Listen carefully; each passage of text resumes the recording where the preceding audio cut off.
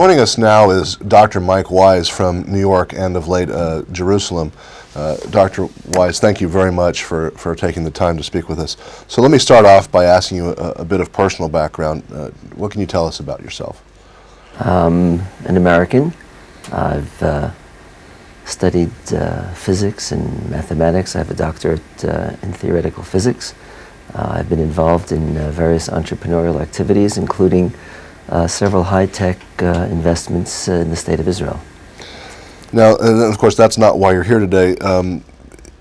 You have just come out with the report of a study of demographics. Go ahead and just give us a rundown of this. We have a team of 3 Americans, 2 in California, 1 in New York, myself, in conjunction with several professionals, professors in Israel, and we were suspicious with regard to the numbers that have been used over the last several years, stating that the population of the Arabs in Judea, Samaria, and Gaza is currently in excess of 3.85 million people. We were never able to determine whether there was independent source for the number. We began a study, which I think we can call an audit of those numbers, and we discovered that the people in Israel have been using a number of 3.85, which is based upon numbers provided by the Palestinian Authority. It turns out that there was a survey done by the Palestinian Central Bureau of Statistics in 1997, and in that study they forecast a rate of growth of the Arab population to be between 4 and 5%. And based on that forecast, everybody has been using the number of 3.85 million people. Now, and in your study, you've discovered that that's not correct. So tell us where the numbers really are. Right. After careful investigation of all the data issued by the Palestinian Authority, including their Central Bureau of Statistics and the Palestinian Minister of Health and the Palestinian Election Commission, as well as numbers issued by the Israeli Central Bureau of Statistics, Israeli border crossing statistics, we came up with the number of 2.4 million people. We are convinced that there are no more than 2.4 million Arabs living today in Judea, Gaza, and Samaria, which is a significant number, almost 1.5 million people less than the popularly assumed number.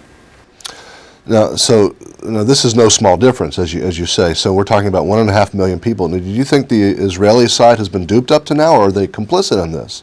Well, we don't know, and we're not here to examine the motivations as to why Israel, the Israeli political establishment, has accepted a number of 3.85, or why there has not been an independent audit or investigation by experts or demographers in Israel.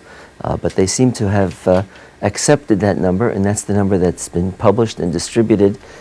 In fact, about a month ago, there was a booklet distributed by a well-known demographer in which the claim of 3.85 million was made loud and clear.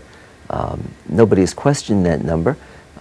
Indeed, last week there was a statement by one of the members of the Israeli Knesset suggesting that there is a need for an investigation as to why the Israel Bureau of Statistics has not examined the numbers issued by the Palestinian Authority more closely.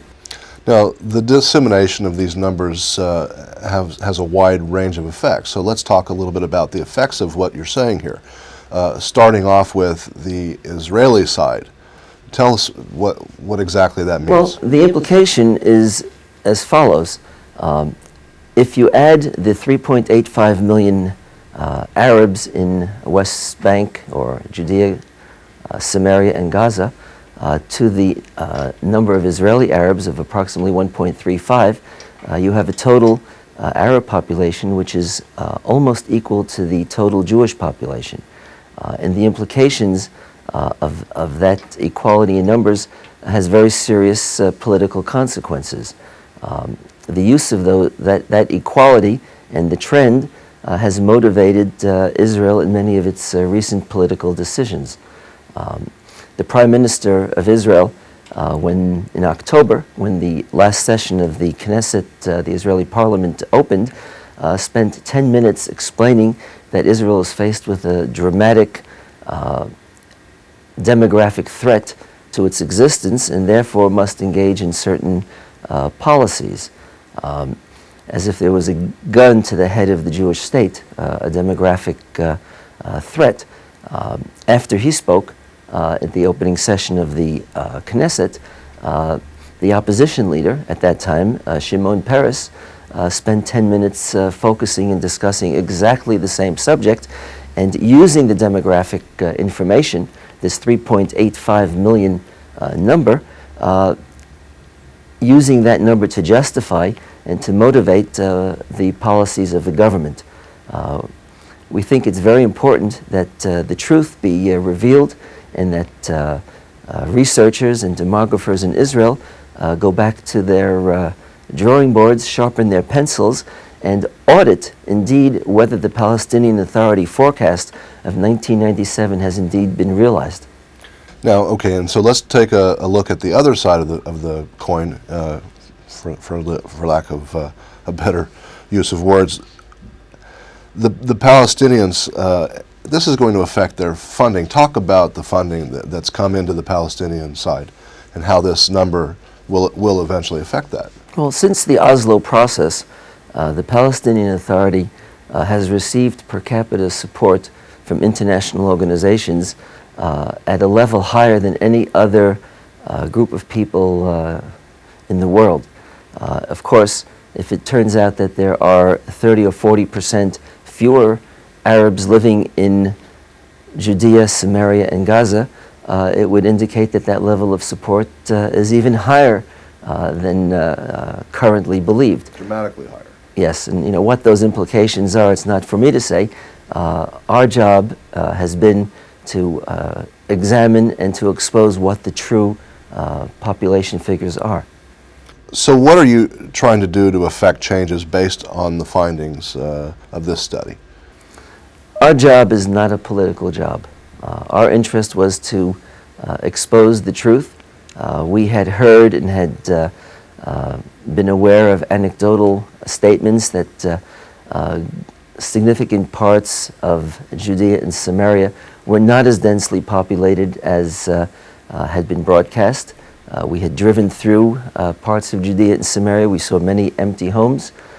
We passed through villages which seemed to be almost uninhabited. We saw and heard stories from people that there was a serious overestimation, and the forecasts which had been previously broadcast were not true. There was significant emigration of Arabs from Judea and Samaria rather than the forecast immigration into Judea and Samaria. And based on all of this information, we were strongly motivated to discover and enclose the truth. So how has the study been received? And I'm sure, depending on which circles you presented it to, it was a different answer, but give me a general idea. Okay, this study was originally presented about 10 days ago to the American Enterprise Institute, a think tank in Washington. It was well received there from both demographers as well as other interested parties. It was presented at the Heritage Foundation, well received. When it was brought to the attention of people in Israel, it seems that facts in Israel do not stand on their own legs, but they are immediately colored as if they are right-wing facts and left-wing facts. We were branded by some people in the press as a group of right-wingers. We had no political motivation in conducting this study, and we believe that it should be important to the entire spectrum of the Israeli population, both left-wing and right-wing politicians should have a full deck of cards and should have all the information at their fingertip when they go into policy-making deliberation. That's our interest, and we hope that our activity will spur others in Israel to now go back, examine the facts, and make decisions based on a sound foundation. Well, I think you've really shed some light on a surprising difference in the numbers, and I want to thank you for taking the time to speak with us today, and I wish you the best in all of your efforts. Thank you very much. Thank you for joining us.